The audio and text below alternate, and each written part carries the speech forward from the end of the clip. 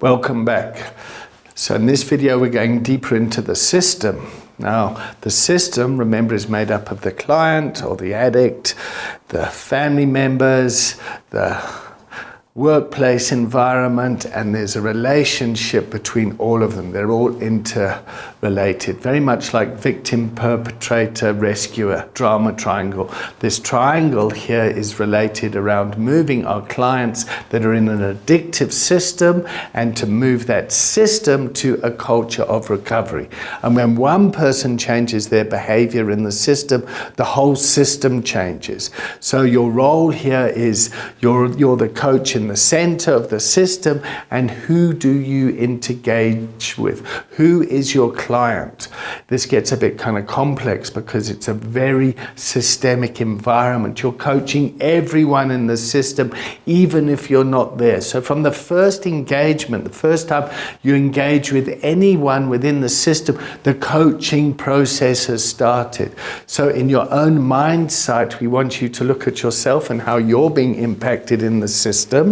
And remember, you need to look after yourself because you need to contain yourself in a chaotic environment, crisis, chaos, and conflict, and to bring your authentic self into the system to have co-creative, collaborative conversations.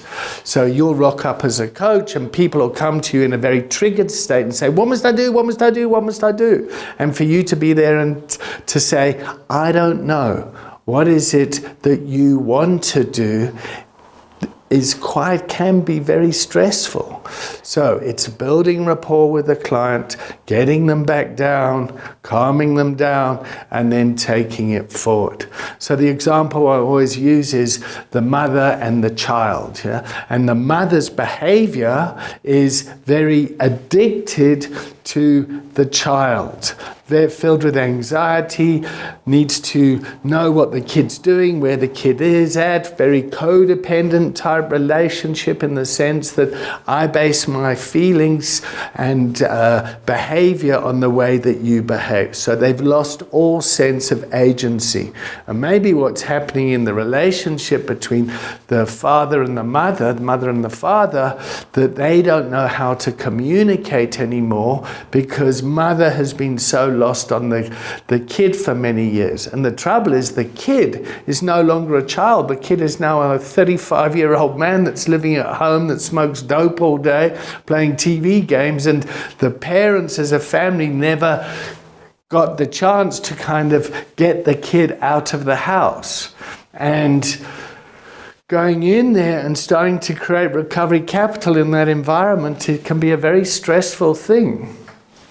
So what you're going to do this week is learn more and more about the system and how the system needs to move. So how you need to move the individual in the system and the family. And often what happens is if you can work with the family member first and get them to change the way that they are reacting and responding, the whole culture of the system changes.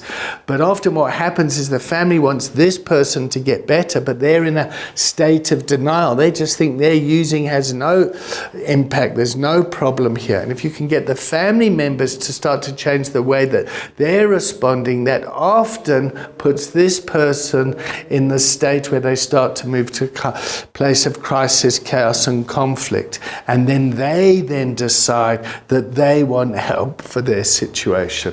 That's what we're looking at this week. Thanks for watching.